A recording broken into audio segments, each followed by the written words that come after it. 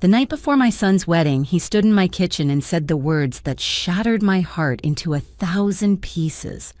"Mom, don't come tomorrow. Amber thinks you'll embarrass us." I stayed home the next day.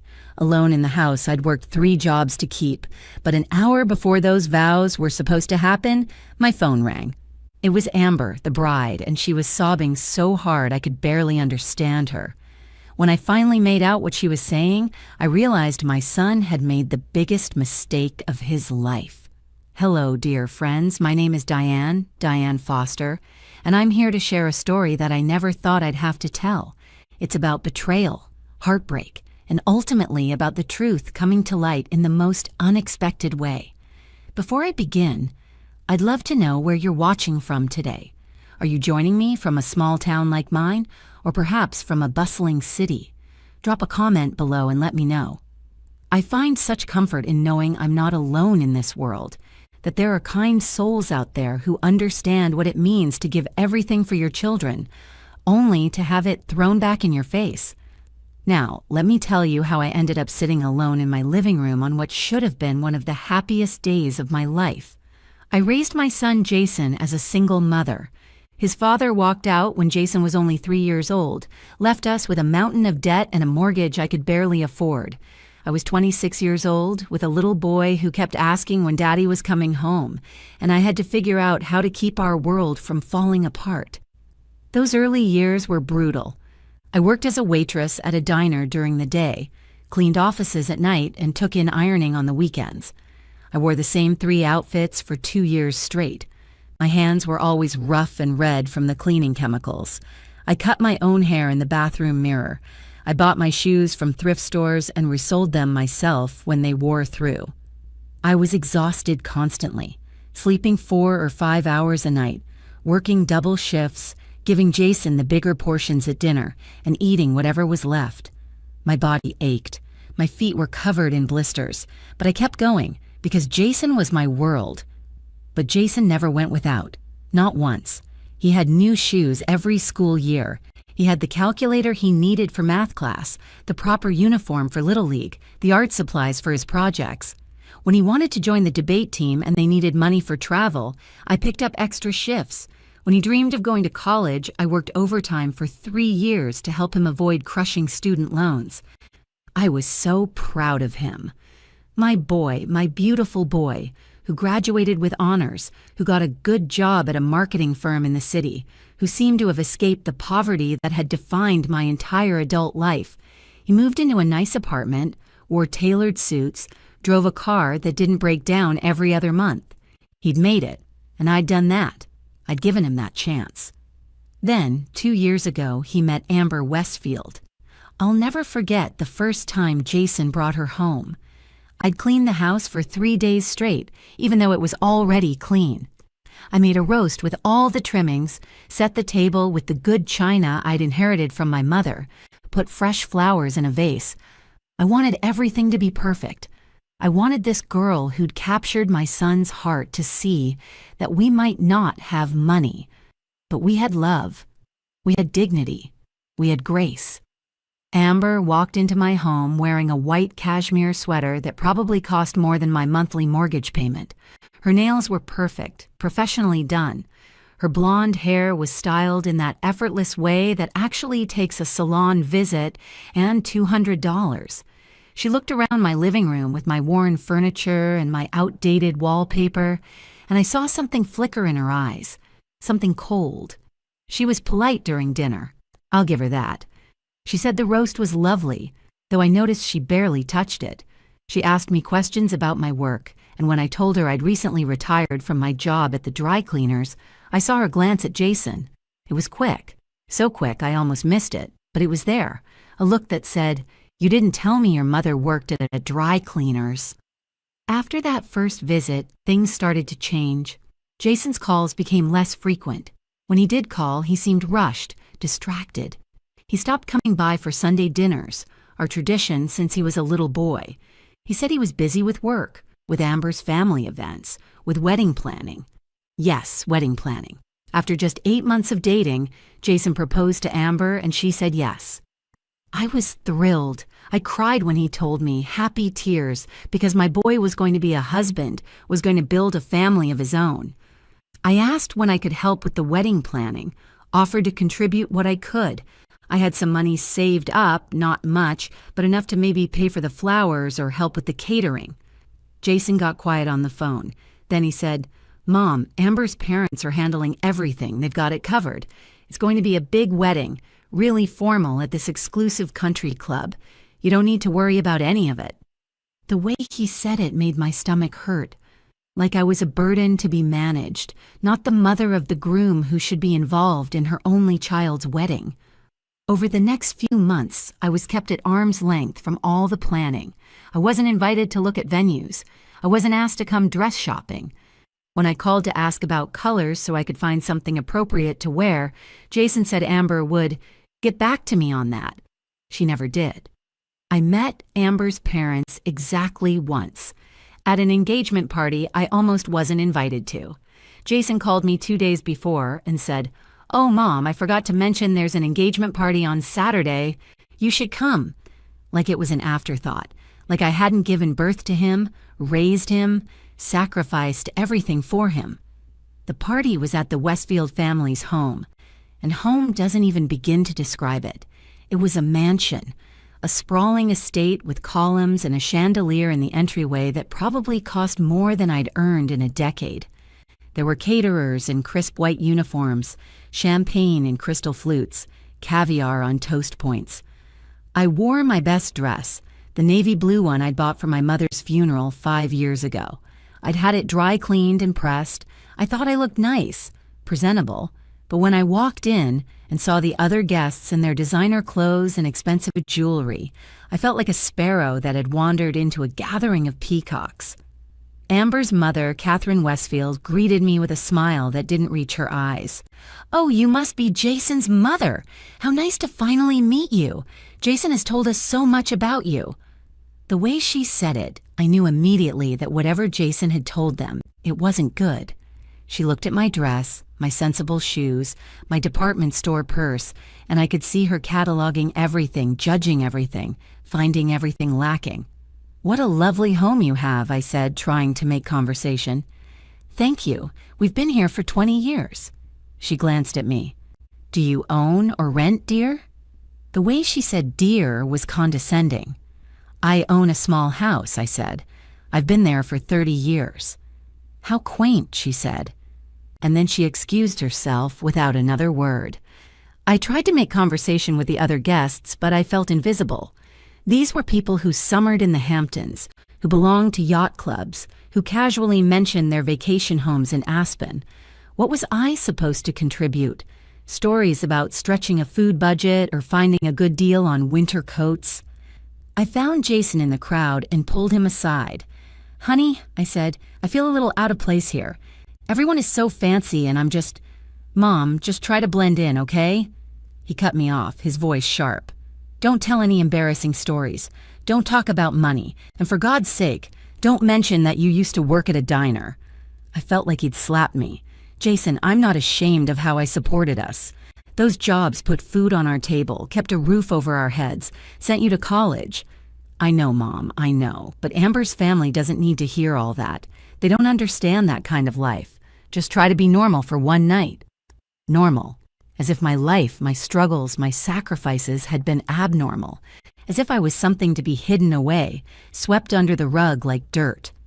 If you're watching this, and you've ever felt dismissed by someone you loved, if you've ever been made to feel less than, hit that subscribe button, because this story is for you, and you deserve to know you're not alone. I left the engagement party early, claiming a headache. Jason barely noticed when I said goodbye. The months leading up to the wedding were torture. Jason's calls became even more infrequent. When I did hear from him, he was distant, formal, like I was a business acquaintance rather than his mother. I tried to be involved, tried to be excited, but every time I asked about the wedding, I was shut down. "The invitations are being handled," he'd say. "The seating chart is complicated, don't worry about it.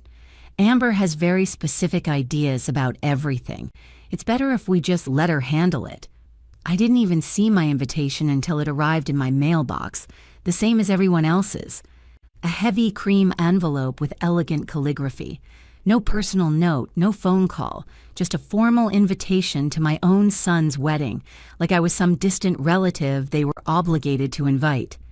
I called Jason that night. "I got the invitation today, it's beautiful." "Yeah, Amber picked them out, cost a fortune." "Jason, I haven't really gotten to know Amber very well.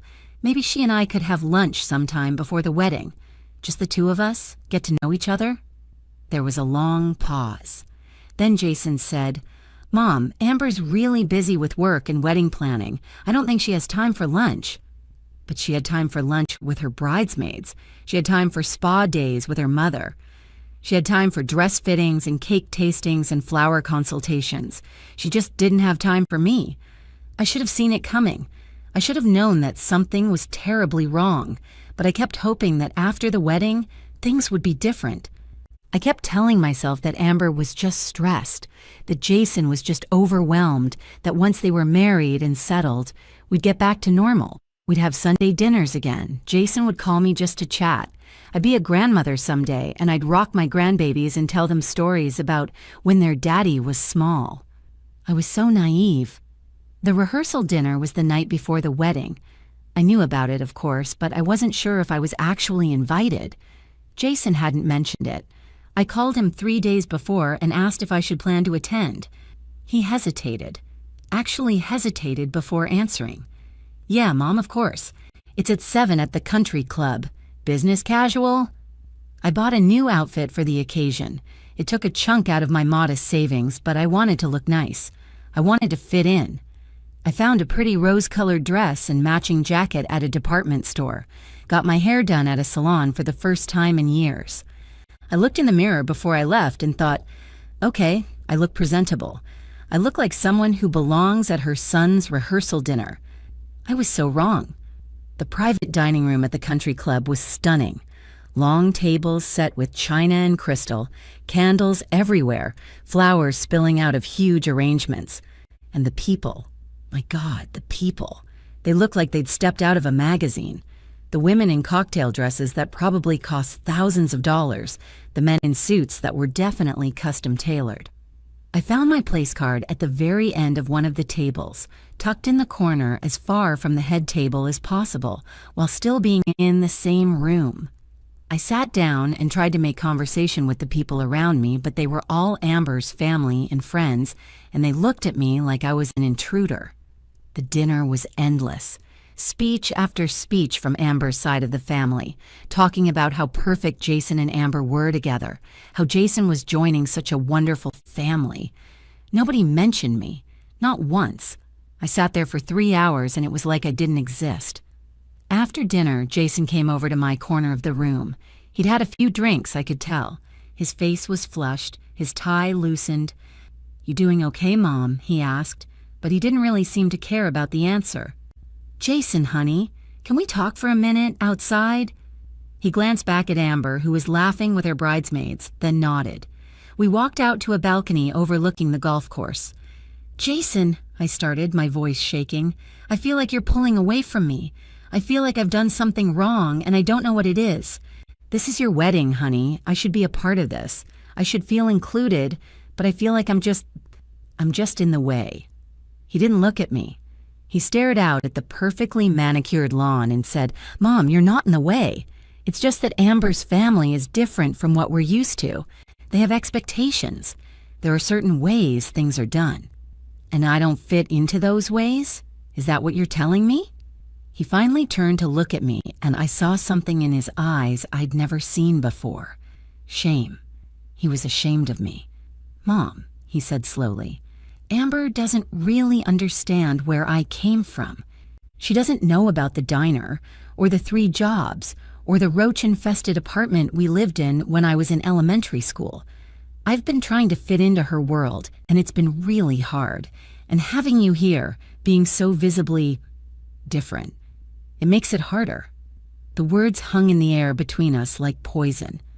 "Different," I repeated. Jason, I am different. I worked myself to the bone to give you a better life. I sacrificed everything so you could have opportunities I never had. And now you're ashamed of that? You're ashamed of me? I'm not ashamed, Mom. I'm just trying to build a new life here. Can't you understand that? I felt tears burning behind my eyes, but I refused to let them fall. I understand that you've forgotten where you came from. I understand that you're choosing people who judge you by your bank account over the person who loved you when you had nothing. He flinched. That's not fair. Fair? You want to talk about fair? I gave you everything, Jason. Everything I had, everything I was, I poured into you. And now you can't even look at me without wishing I was someone else. Mom, please don't make this dramatic. It's just one day, one wedding. Can you just try to understand my position here? I took a deep breath. I do understand. I understand perfectly. I turned to walk away and then stopped. I love you, Jason. I always will. But I hope someday you realize what you're giving up to impress people who will never really accept you anyway. I left the rehearsal dinner early, drove home through tears, and sat in my dark living room wondering how everything had gone so wrong. The next evening, the night before the wedding, Jason showed up at my door at 9 o'clock. He didn't call first, just appeared on my doorstep looking uncomfortable. "Can I come in?" he asked. I stepped aside and let him in. He paced around my living room, not sitting down, not looking at me. "Mom, I need to talk to you about tomorrow." My heart started pounding. I knew. Somehow, I already knew what was coming. "Amber and I have been talking," he said, still not meeting my eyes. "And with everything being so perfect and so carefully planned, and with her family being so particular about appearances and the photos and everything, we think it might be better if you didn't come to the wedding." The room spun. I actually had to sit down before my legs gave out. "What?" I whispered. "It's not that we don't want you there, Mom. It's just that Amber thinks. She's worried that that it could be embarrassing. For you, I mean. You'd be uncomfortable with all those people. In that fancy setting, we're just trying to save you from feeling out of place." "Embarrassing," I repeated, my voice hollow. "Your mother would be embarrassing at your wedding." "Mom, please don't make this harder than it already is. This is Amber's day. She's been planning this forever. Her parents have spent a fortune. Everything has to be perfect, and you're just not. You don't fit the aesthetic they're going for."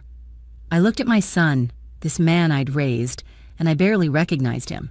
Where was the little boy who used to make me Mother's Day cards out of construction paper? Where was the teenager who hugged me tight when I came home exhausted from working double shifts? Where was the young man who used to tell me I was his hero? "Get out," I said quietly. "Mom, get out of my house, Jason, right now. You're being unreasonable. I'm trying to explain. You just uninvited me to your wedding because I'm not fancy enough for your new family. You told me I would embarrass you. Your mother, who gave up everything for you, would embarrass you. There's nothing left to explain. Get out." He stood there for another moment, and I thought maybe he'd realize what he'd just done. Maybe he'd apologize, take it back, tell me he was sorry, and of course I should be there. Instead, he said, "Fine. If that's how you want to be about it, I'll call you after the honeymoon." Then he left.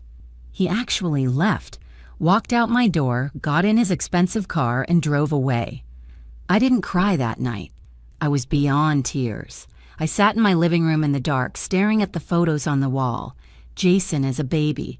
Jason on his first day of school. Jason at his high school graduation. Jason, Jason, Jason. My whole life had been about Jason. And now, Jason didn't want me at his wedding. The next day was Saturday, the wedding day. I woke up at dawn even though I hadn't really slept. I'd laid in bed all night, staring at the ceiling, replaying Jason's words over and over. "You'll embarrass us. You don't fit the aesthetic." I made coffee and sat at my kitchen table, listening to the clock tick. The wedding was at 3 o'clock. I imagined the venue being set up, Amber in her dressing room, Jason putting on his tuxedo. I imagined the empty space where I should have been. I wandered through the house, unable to settle. In Jason's old bedroom, I found a box of school projects, a Mother's Day card from 3rd grade that said, "My mom is my hero because she works hard and loves me and makes the best pancakes." I held that card and cried. At noon, I drove to the park where I used to take Jason when he was little.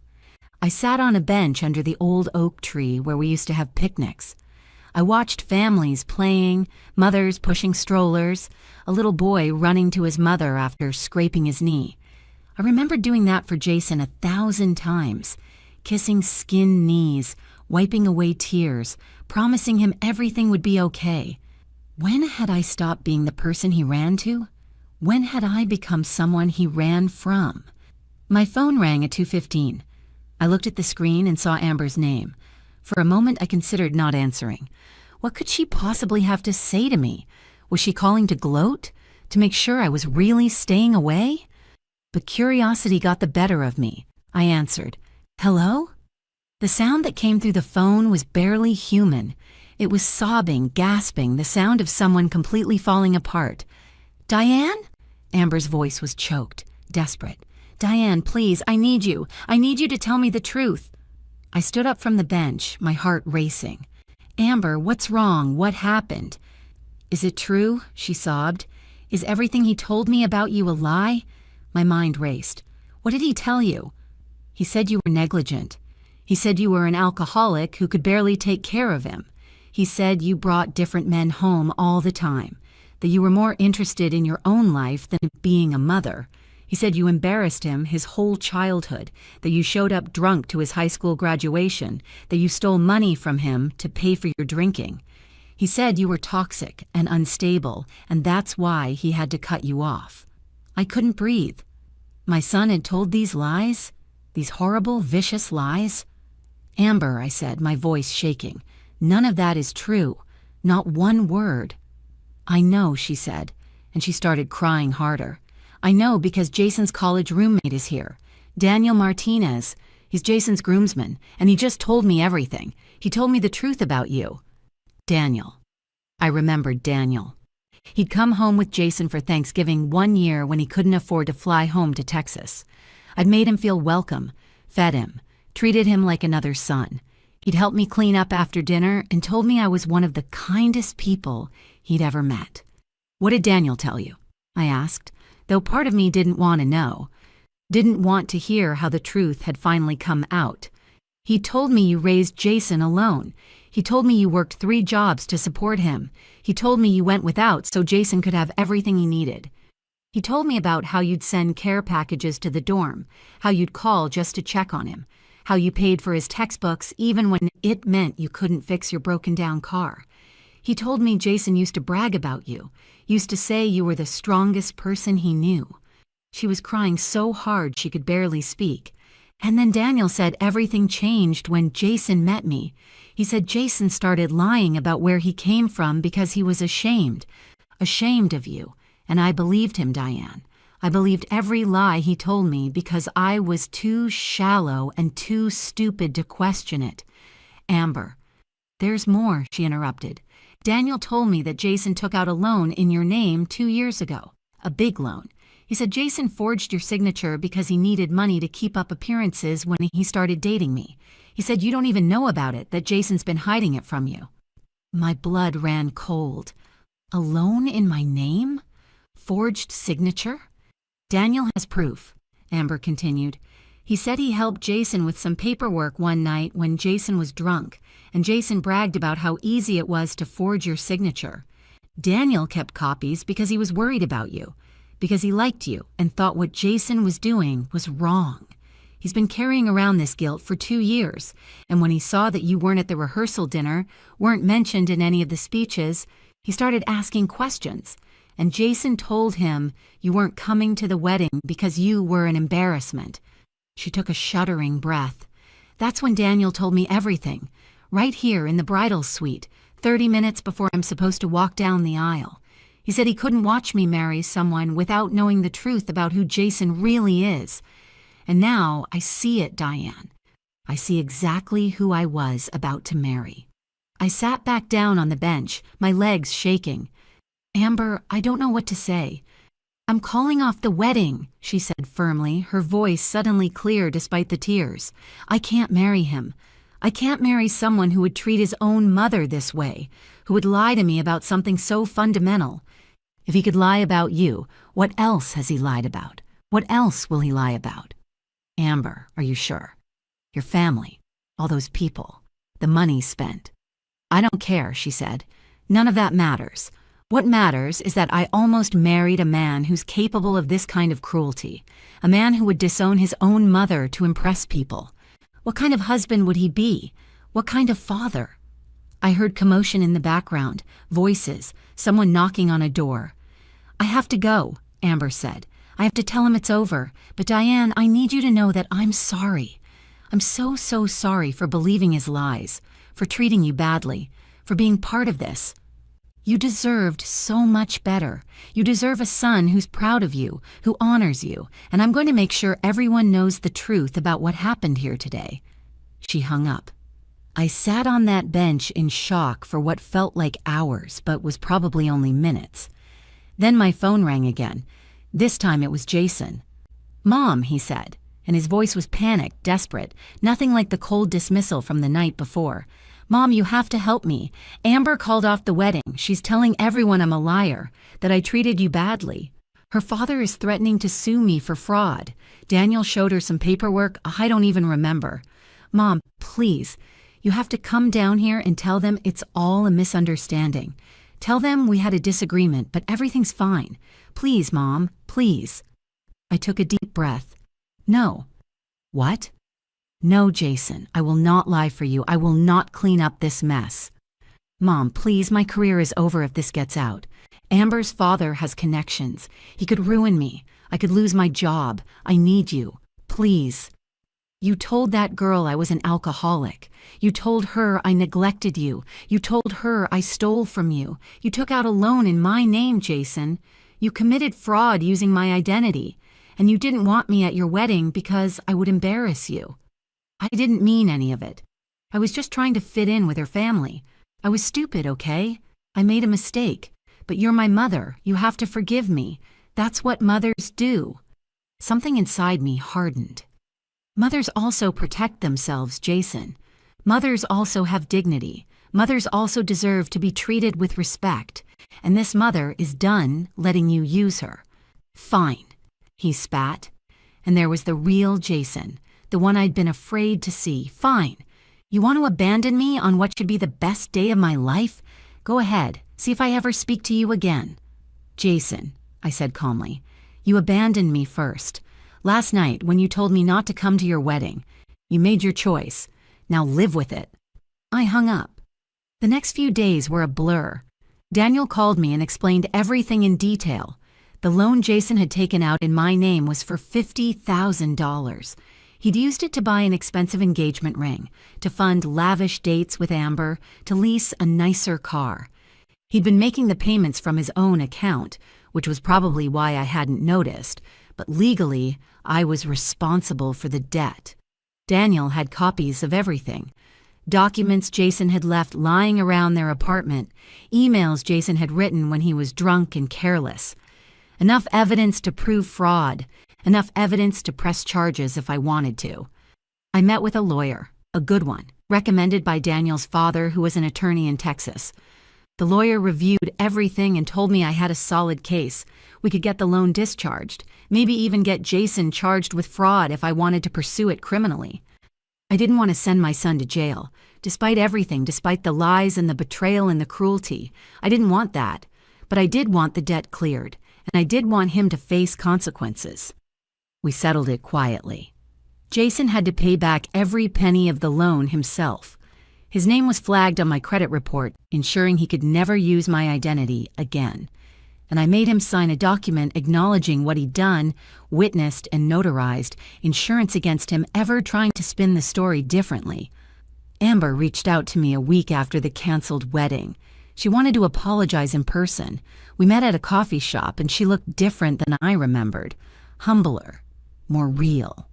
I've been thinking a lot about what happened, she said. About the kind of person I was, the kind of values I had. My parents raised me to care about money and status and appearances, and I never questioned it. I never thought about what really mattered. She wrapped her hands around her coffee cup. Jason and I were perfect for each other, but not in a good way.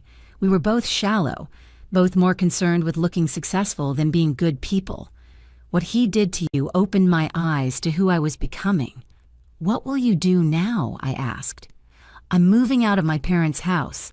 I'm going back to school to finish my degree. I'm going to figure out who I am when I'm not trying to impress everyone around me." She smiled, a real smile this time. "And I'm going to make sure that when I do find someone to share my life with, there's someone who treats their mother the way you deserve to be treated."